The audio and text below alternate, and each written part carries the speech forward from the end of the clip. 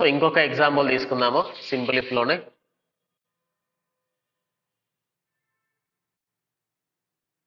So question వచ్చేసి ఏంటి అంటే, ఇది నెంబర్ ఆఫ్ టైమ్స్ ఎగ్జామ్ లో అడిగిన question BTech level. Write a program to read your age and print your age is eligible for vote or not. So write a program to read your age and print your age is eligible for vote or not. So ఇప్పుడు మనము ఏం enter చేయాలి, మనకి answer ఏం రావాలి, మన age enter చేయాలి. So మన ఏజ్ ఎంటర్ చేస్తే మనకు ఆన్సర్ ఏం రావాలి, మనం ఎంటర్ చేసిన ఏజ్ అనేది ఓట్ వేయడానికి ఎలిజిబులా కాదా అనేది చెక్ చేసి చెప్పాలి. సో ఏ కాన్సెప్ట్ వాడి, by using simple if. So simple if concept ని యూజ్ చేసుకొని మన ఏజ్ ని చెక్ చేసి మన ఏజ్ అనేది ఓట్ వేయడానికి ఎలిజిబులా కాదా అనేది ఇప్పుడు మనము చెక్ చేయాలి. సో ఇందుకోసం నేను ఇంపోర్ట్ స్టేట్మెంట్స్ అయితే వాడుకుంటున్నాను. Java dot util dot scanner. Okay, class name వచ్చేసి ఓట్ అని తీసుకుంటున్నాను. Entering into main method, public static void main, string arguments. Now main method open. ఇందులో స్కానర్ ఆబ్జెక్ట్ ని డిక్లరేషన్ చేయాలి. So scanner object is equal to new scanner system dot input function. Right, ఇప్పుడు మనము age ని enter చేయాలి కాబట్టి variable పేరు ఏమని తీసుకుందామంటే ఏజ్ అనే తీసుకుందాము. ఇంట్ ఏజ్ అని తీసుకుంటున్నాను. సో ఇంట ఏజ్. సో ముందు మనం ఇప్పుడు దేన్ని ఎంటర్ చేయాలి, మన ఏజ్ అయితే మనం ఎంటర్ చేయాలి. So system dot out dot println. So enter your age. So మన ఏజ్ ని ఎంటర్ చేయమని నేను ఒక స్టేట్మెంట్ అయితే రాస్తున్నాను.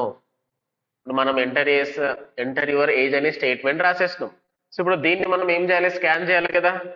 So age is equal scanner variable dot next integer. Okay, so మన ఏజ్ అనేది ఎప్పుడు ఎలిజిబుల్ అయితే ఓట్ వేయడానికి. సో కండిషన్ ఏం రాయాలి, if age greater than or is equal to 18. మనం ఎంటర్ చేసిన ఏజ్ అనేది 18 అయినా ఉండాలి, అంతకు మించి ఎక్కువ అయినా ఉంటేనే మనం ఎలిజిబుల్ అవుతాం.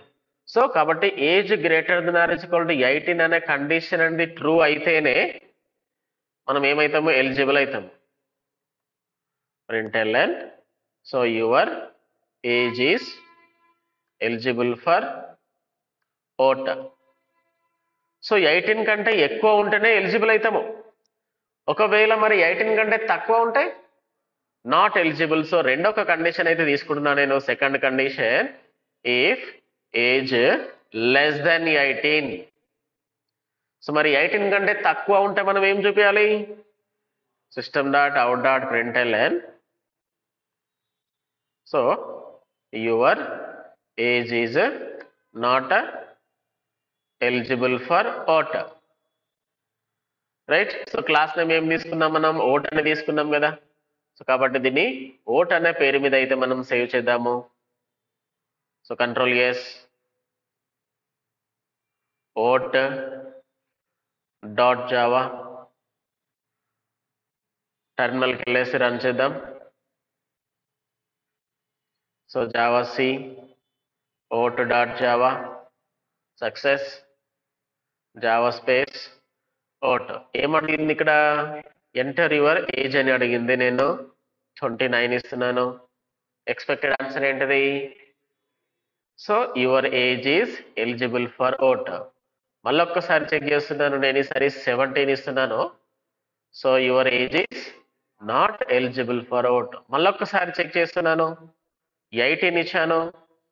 So your age is eligible for vote. So clear అయింది. సో ఇది మనము ఏజ్ ఎంటర్ చేస్తే మనం ఎంటర్ చేసిన ఏజ్ అనేది ఓట్ వేయడానికి ఎలిజిబులా కాదా అన్నది చెక్ చేయడం బై యూజింగ్